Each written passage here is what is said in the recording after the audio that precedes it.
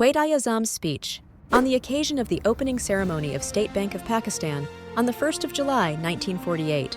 Mr. Governor, Directors of State Bank, ladies and gentlemen, the opening of the State Bank of Pakistan symbolizes the sovereignty of our state in the financial sphere, and I am very glad to be here today to perform the opening ceremony. It was not considered feasible to start a bank of our own simultaneously with the coming into being of Pakistan in August last year.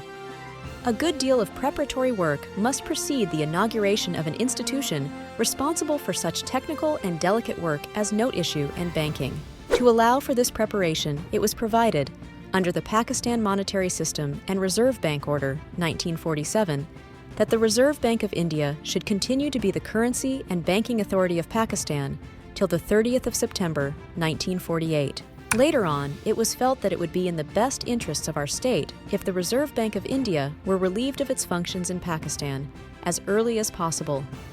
The date of transfer of these functions to a Pakistan agency was consequently advanced by 3 months in agreement with the Government of India and the Reserve Bank. It was at the same time decided to establish a Central Bank of Pakistan in preference to any other agency for managing our currency and banking.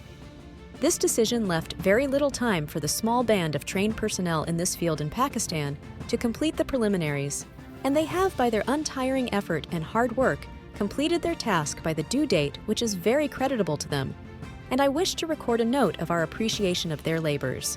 As you have observed, Mr. Governor, in undivided India banking was kept a close preserve of non-Muslims, and their migration from Western Pakistan has caused a good deal of dislocation in the economic life of our young state. In order that the wheels of commerce and industry should run smoothly, it is imperative that the vacuum caused by the exodus of non-Muslims should be filled without delay. I am glad to note that schemes for training Pakistan nationals in banking are in hand.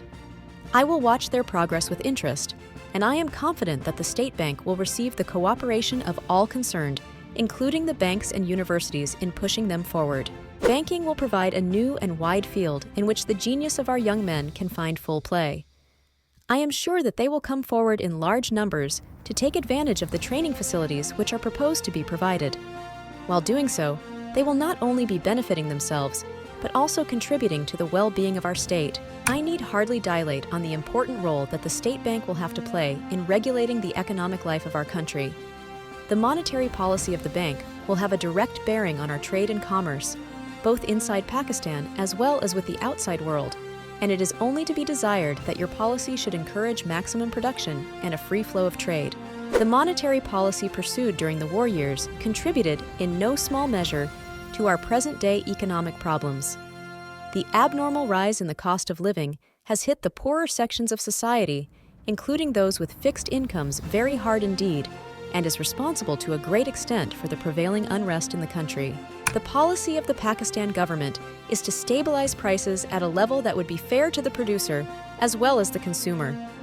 I hope your efforts will be directed in the same direction in order to tackle this crucial problem with success. I shall watch with keenness the work of your research organization in evolving banking practices compatible with Islamic ideas of social and economic life. The economic system of the West has created almost insoluble problems for humanity, and to many of us, it appears that only a miracle can save it from disaster that is now facing the world. It has failed to do justice between man and to eradicate friction from the international field. On the contrary, it was largely responsible for the 2 world wars in the last half-century. The Western world, in spite of its advantages of mechanization and industrial efficiency, is today in a worse mess than ever before in history. The adoption of Western economic theory and practice will not help us in achieving our goal of creating a happy and contented people. We must work our destiny in our own way and present to the world an economic system based on true Islamic concept of equality of manhood and social justice. We will thereby be fulfilling our mission as Muslims and giving to humanity the message of peace, which alone can save it and secure the welfare, happiness, and prosperity of mankind. May the State Bank of Pakistan prosper and fulfill the high ideals which have been set as its goal. In the end, I thank you, Mr. Governor, for the warm welcome given to me by you and your colleagues, and the distinguished guests who have graced this occasion as a mark of their good wishes and the honor you have done me in inviting me to perform this historic opening ceremony of the State Bank, which I feel will develop into one of our greatest national institutions and play its part fully throughout the world.